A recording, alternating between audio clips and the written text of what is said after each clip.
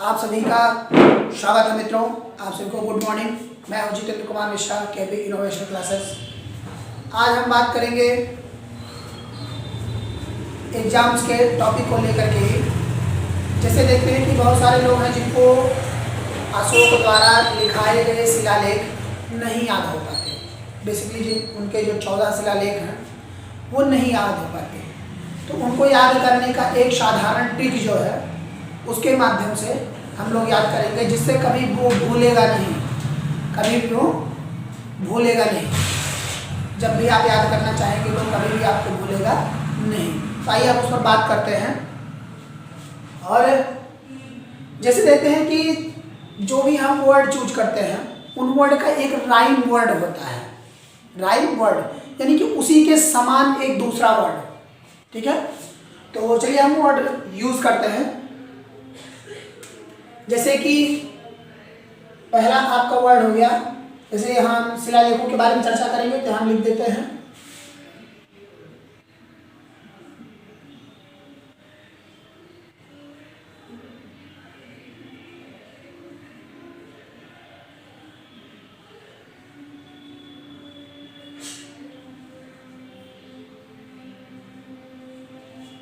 अशोक के शिलालेख, क्योंकि अशोक के शिलालेख पे ही बेसिकली हम लोगों को बात करनी है, तो हम उस पर ही बात करेंगे, ठीक है। तो हम देखते हैं जैसे क्या है। पहला 1 2 3 4 5 6 7 8 9 10। तो पहले 10 हम याद कर लेते हैं, उसके बाद और हम याद करेंगे। जैसे 1 है, 1 का एक कोई राइम वर्ड होगा, 1 का एक कोई राइम वर्ड होगा। तो 1 का राइम वर्ड क्या हो सकता है? ONE 1, जो लिखते हैं इंग्लिश में इसको। तो 1 को क्या कहते हैं? 1 का राइम वर्ड क्या हो जाएगा? सन। 2 का हो जाता है सू। 3 का हो जाएगा ट्री। 4 का हो जाएगा डोर। 5 का हो जाएगा नाइफ। क्या हो जाएगा? नाइफ। 6 पे विक्स। 7 पे हेवन।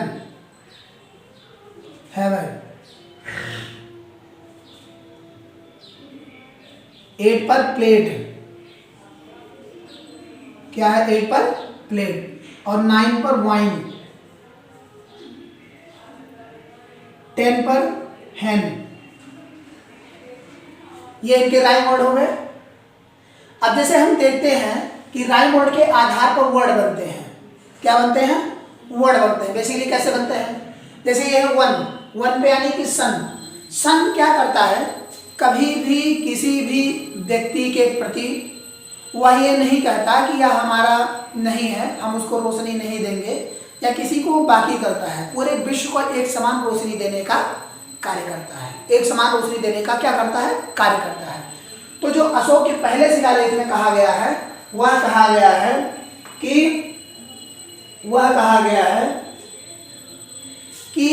इस संसार में जितने भी लोग हैं, इस संसार में जितने भी लोग हैं, या मतलब हमारे साम्राज्य में जितने लोग हैं, क्योंकि हम अशोक की बात कर रहे हैं, तो इस साम्राज्य में जितने भी लोग हैं वो सबके सब हमारी संतान है। सबके सब हमारी संतान है। सबके सब क्या है? हमारी संतान है। तो कोई भी पिता अपने संतान को क्या कभी मारता है? नहीं मारता। तो इसी वजह से पहले शिलालेख में, अशोक के पहले शिलालेख में अहिंसा और प्लस पशु बलि की निंदा की गई है। पशु बलि की निंदा की गई है। कहा गया है कि ये सब हत्याएं करना महापाप है। ये सब हत्याएं करना क्या है? महापाप है। और दूसरे शिलालेख में देखते हैं, दूसरे में 2 पे शूज पहन करके कहाँ कहाँ नहीं जाया जाता? तो हम कहेंगे कि मंदिरों में नहीं जाया जाता, गुरुद्वारों में नहीं जाया जाता, जितने भी हमारे धार्मिक स्थल हैं वहाँ पर नहीं जाया जाता। तो दूसरे शिलालेख में मंदिर तथा चिकित्सालय,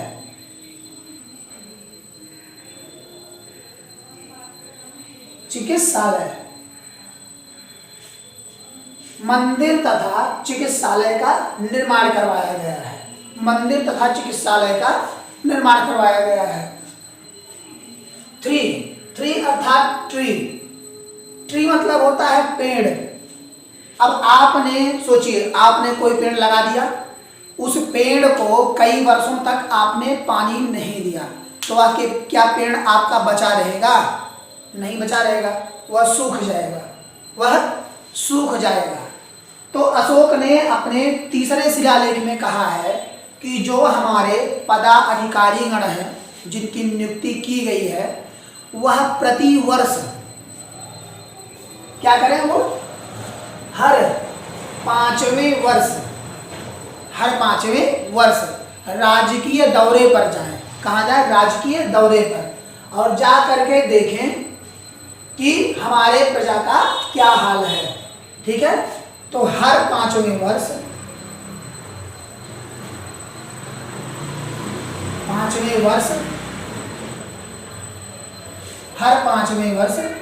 राज्य की देख-रेख के बारे में कहा गया है।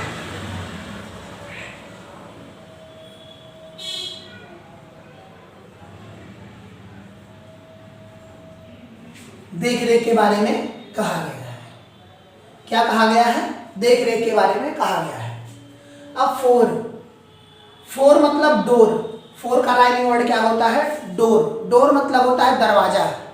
और आप देखते होंगे कि गांव में या शहर में आज भी दरवाजे पर कौन आता है? साधु बाबा लोग आते हैं। वह आएंगे, भिक्षा मांगेंगे, भिक्षा मांग करके चले जाते हैं। बेसिकली क्या होता है? भिक्षा मांग करके चले जाते हैं। तो डोर पर कौन आता है? साधु बाबा आते हैं। साधु बाबा अपने बातों को रखते हैं, उसका चले जाते हैं। तो डोर का मतलब होता है दरवाजा, और दरवाजे पर साधु ही आते हैं। तो यहाँ उसी से ही मिला करके बनाया गया है। फोर पर डोर अर्थात भेरी घोष की जगह,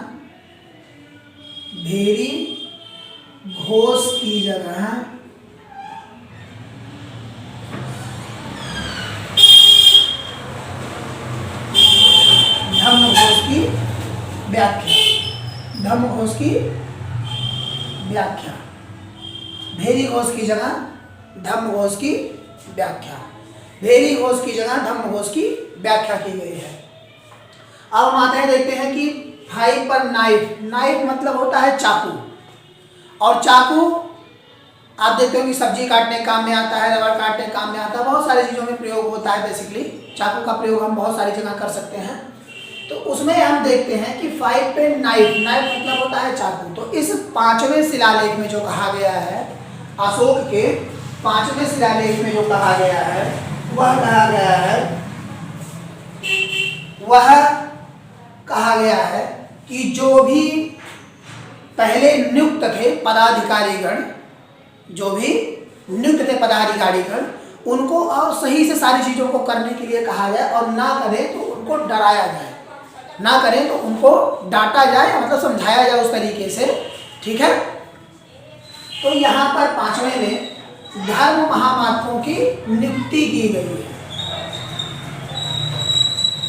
धर्म महामात्रों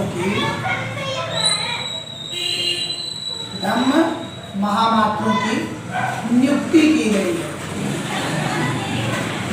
क्या की गई है? नियुक्ति।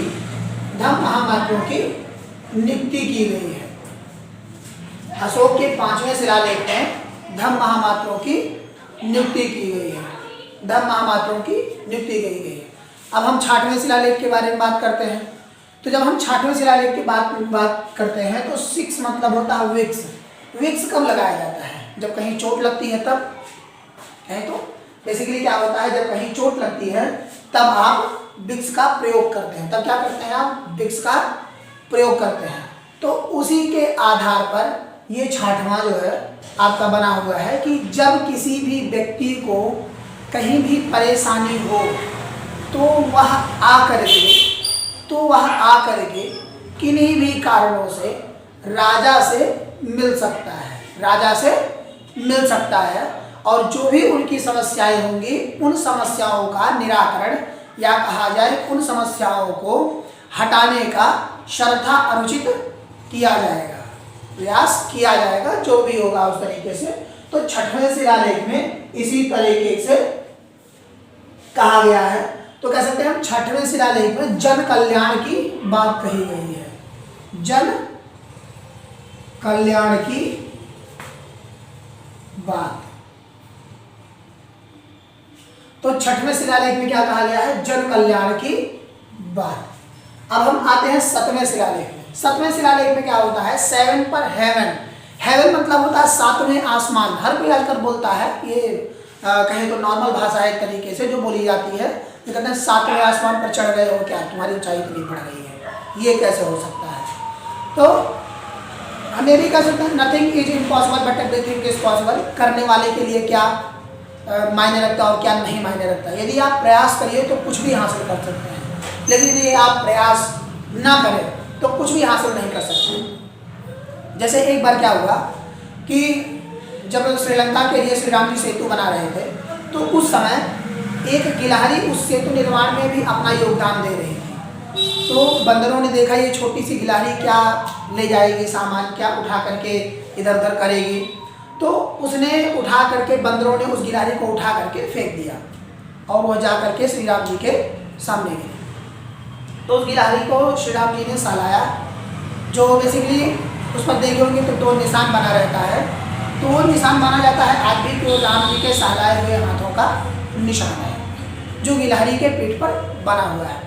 तो राम जी ने कहा उन बंदरों से कि आपकी शरीर इतनी बड़ी है, आपकी शरीर इतनी बड़ी है और तब आप इतना बड़ा पत्थर उठा रहे हैं, लेकिन इसकी शरीर छोटी है, लेकिन यह छोटी होने के साथ साथ भी यह अपने वजन से कहीं ज़्यादा पत्थर को ले जाकर के वहाँ पर रखती है।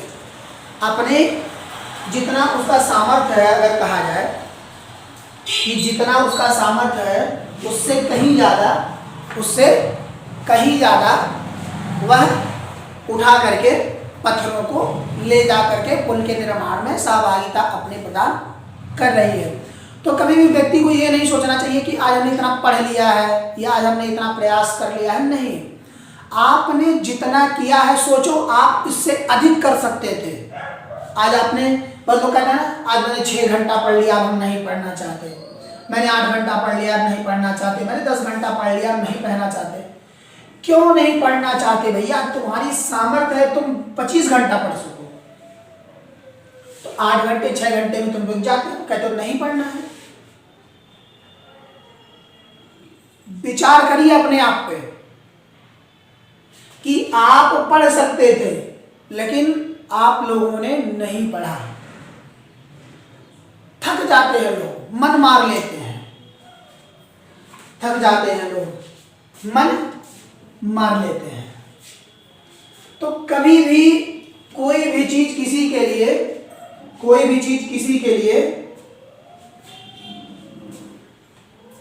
किसी भी चीज के लिए या किसी भी व्यक्ति के लिए कोई भी चीज आसान नहीं होती, लेकिन करने वाले के लिए कोई भी चीज कठिन नहीं होता, कोई भी चीज कठिन नहीं होता। तो 7वें पर कहा गया है, हेवन पर, कि सभी धर्मों के साथ यानी कि जितने भी धर्म हैं सभी धर्मों के साथ समन्वय बना करके रखा जाए, समन्वय बना करके रखा जाए। सभी धर्मों के साथ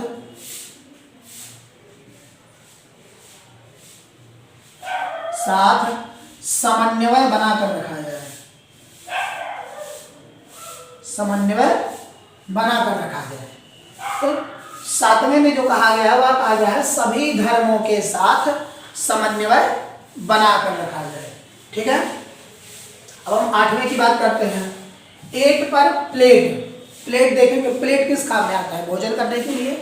या ढकने के लिए या किसी भी चीज़ को परोसने के लिए प्लेट वहाँ पर काम आता है हर जगह।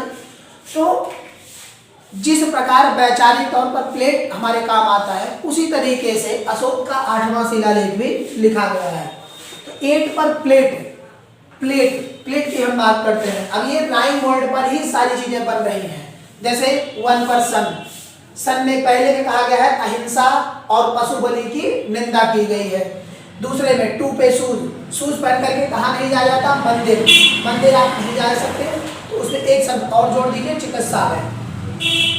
3 पर ट्री हर 5वें वर्ष राज्य की देखरेख के बारे में कहा गया है, क्योंकि जानते हैं पेड़ लगाने के बाद उसको देखना बहुत जरूरी होता है, नहीं तो पता लगेगा वह सूख जाएगा।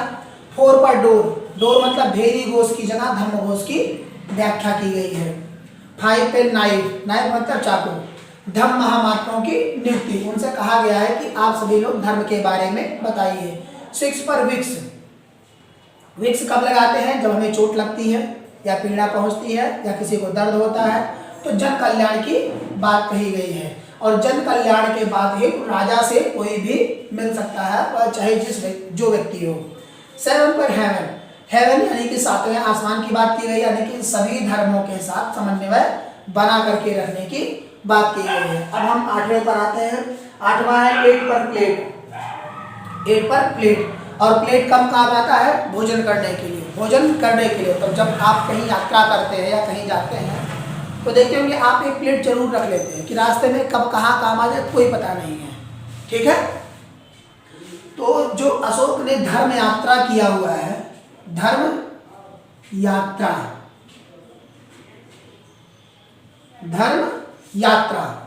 उनके बारे में कहा गया है। धर्म यात्रा उनके बारे में कहा गया है, धर्म यात्रा के बारे में कहा गया है। इनमें 2 यात्राएं इनकी सबसे ज्यादा प्रचलित हैं।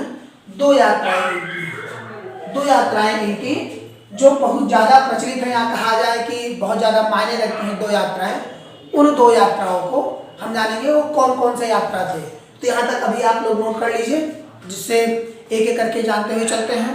तब तक हम आपको बता रहे हैं कि वो कौन सी दोनों धर्म यात्राएं हैं कि जिनको अशोक ने सबसे पहले किया, जिनको अशोक ने सबसे पहले किया, ठीक है।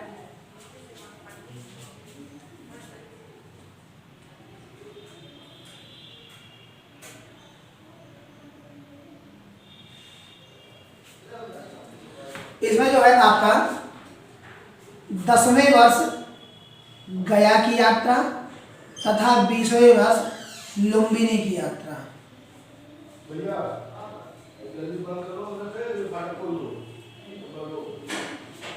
लुम्बिनी की यात्रा, ये 2 यात्राएं इनकी सबसे ज्यादा प्रसिद्ध है। ये 2 यात्राएं इनकी सबसे ज्यादा प्रसिद्ध है।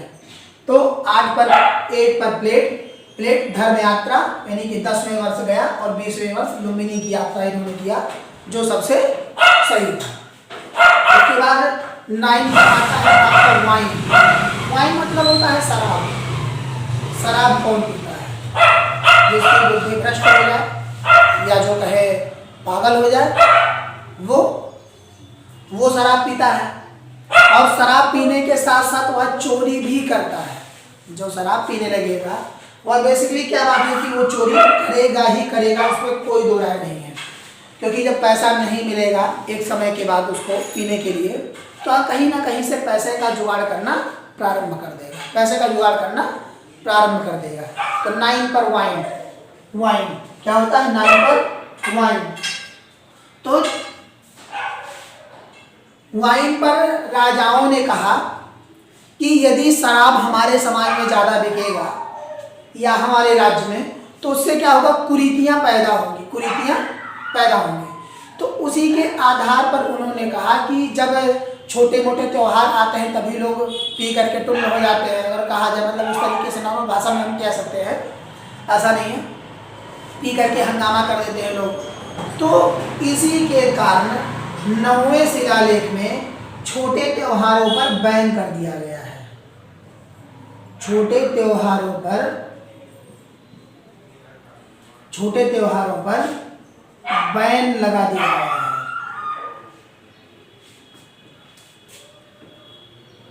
या छोटे त्योहारों को खत्म कर दिया गया।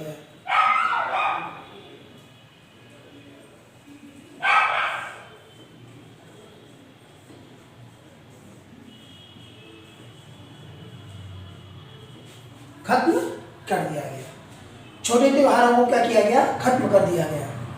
अब हम देखते हैं 10वां, यानी कि अर्थात 10 पर होता है हैन अर्थात मुर्गी। तो यहाँ पर हम क्या देखते हैं कि जो मुर्गियाँ होती हैं वो अपने समाज को लेकर के चलने का काम ज़्यादा करती है। महिलाओं के ही बारे में हम बात कर लेते हैं। तो वह महिलाएं बेसिकली क्या होता है, हमारे समाज को जोड़ करके अगर सही तरीके से देखा जाए चलने का कार्य महिलाएं ही करती हैं।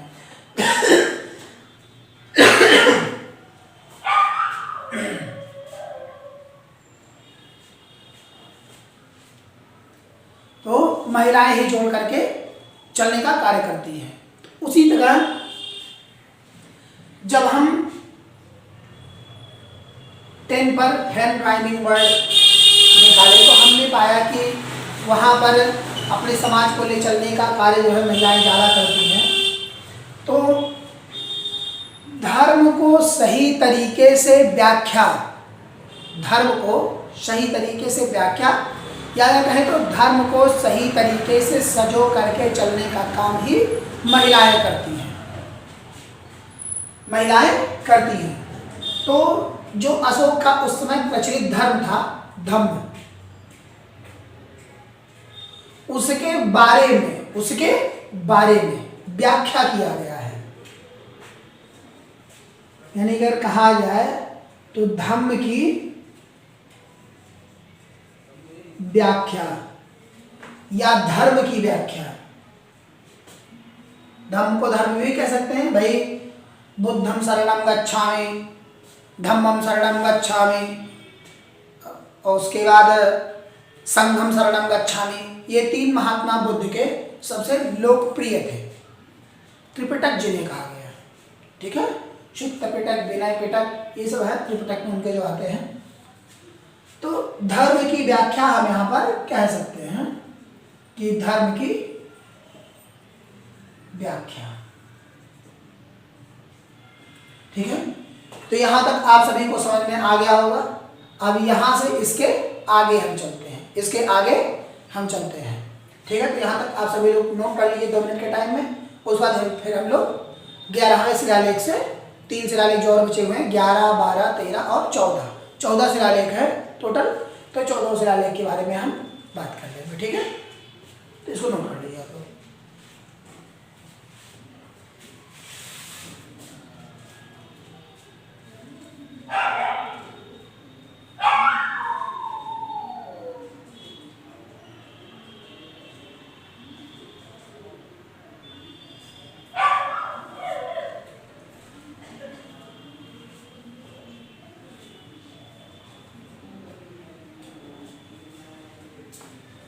आप लोगों का नोट हो गया होगा, चलिए मिटाते हैं।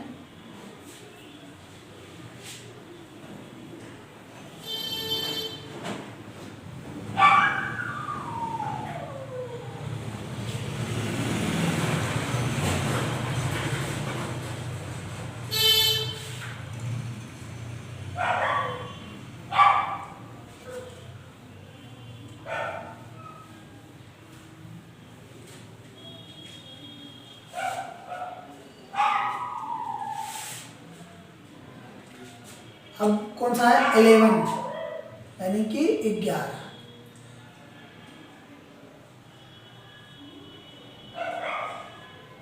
स्टिक मतलब होता है छड़ी।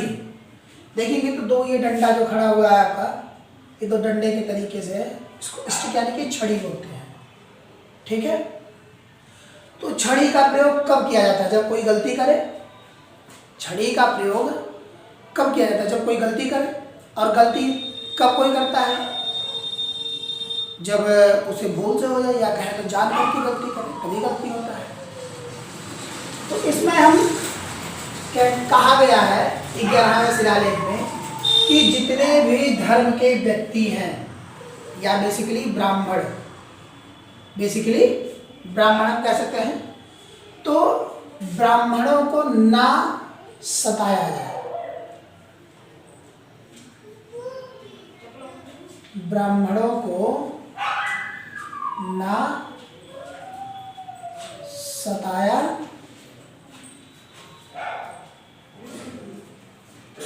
जाए।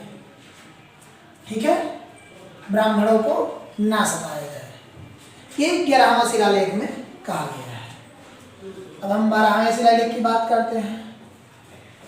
तो 12, ठीक है, 12 को अगर देखेंगे तो ये एक ऐसा नहीं लगता कि आपको बत्तख बन रहा है, कुछ इस तरह से अगर ऐसे कर दिया जाए, ऐसे, तो ये बत्तख के तरीके से नहीं होता। अगर इसके पाँव बना दिए जाए हो जाता है। तो 12 पर डक हम लिखते हैं, डक, डक मतलब बत्तख, हाँ बत्तख लिख देते हैं। ठीक है, तो बत्तख को हम क्या करते हैं कि जैसे ये बत्तख क्या है, पुरुष, तो इनको हम बत्तकी कर देते हैं।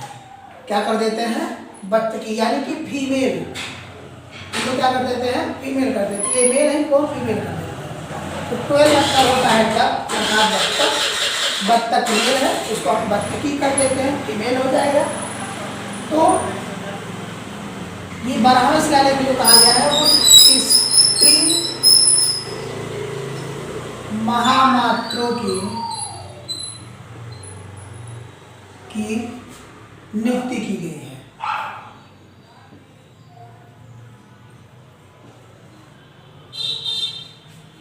स्त्री महामात्रों की नियुक्ति की गई है, क्या बने बोल सकते हैं, स्त्री महामात्रों की नियुक्ति की गई है। अब 13वें शिलालेख में देखिए तो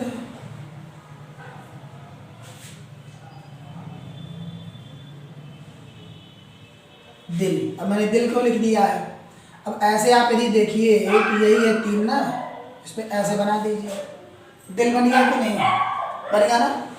उसी के आधार पर 13 यानी कि 13 पर दिल बना दिया गया है।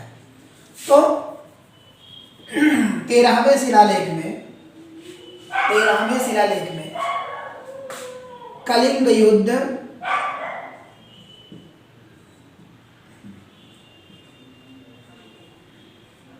तथा हृदय परिवर्तन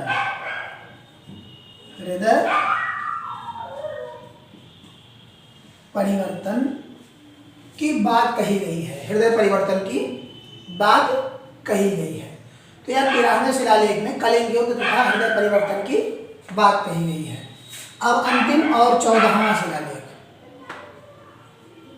इसको हम मॉर्टिन लिख सकते हैं, 14, इसको 14 बोलेंगे ना, 14 पर मॉर्टिन,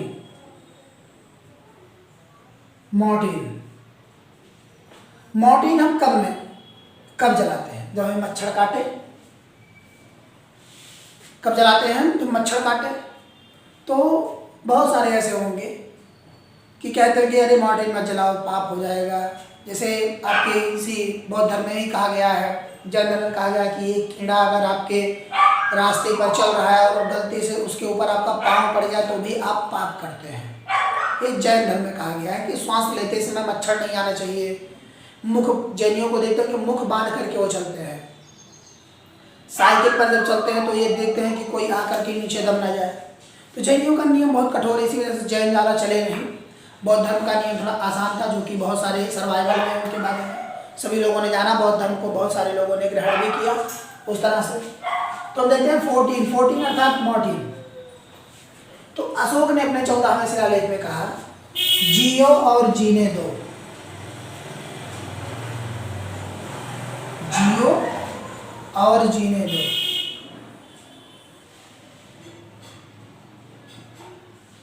जीने दो, जियो और जीने दो, यानी कि सभी को जीने का अधिकार है, किसी को उनका अधिकार नहीं छीनना चाहिए, किसी को उनका अधिकार नहीं छीनना चाहिए। तो हम लोगों ने देखा अशोक के 14 शिलालेखों के बारे में पढ़ा, 1 पे सन, 2 पे सू, 3 पर ट्री, 4 पे डोर, 5 पे नाइफ, 6 पर विक्स, 7 पे हेवन, 8 पर प्लेट, 9 पर वाइन, 10 पर हैन, 11 पर स्टिक, 12 पर डक, 13 पे दिल, 14 पे मॉर्टिन। ये राइम स्कीम वर्ड्स हैं। पहले में पशु बलि तथा अहिंसा की निंदा की गई है। पशु बलि तथा अहिंसा पर रोक लगाया गया है, क्योंकि पहले शिलालेख में ही कहा गया है कि सभी जो है हमारे राज्य के जो भी सभी लोग हैं वह सबके सब हमारे परिवार हैं, यानी कि हमारे पुत्र समान है। ठीक है। दूसरे शिलालेख में चिकित्सालय तथा मंदिरों का निर्माण करवाया गया है। तीसरे शिलालेख में हर 5वें वर्ष राज्य के कर्मचारी राजकीय पर दौरे पर जाएं तथा उनकी देखभाल करें और सारी जानकारी ला करके बताएं। चौथे शिलालेख में धर्म भेरी घोष की जगह धर्म घोष की व्याख्या की गई है। 5वें शिलालेख में धर्म महामात्रों की नियुक्ति की गई है। 6वें शिलालेख में सभी धर्मों को समान लेकर के चलने की बात कही गई है।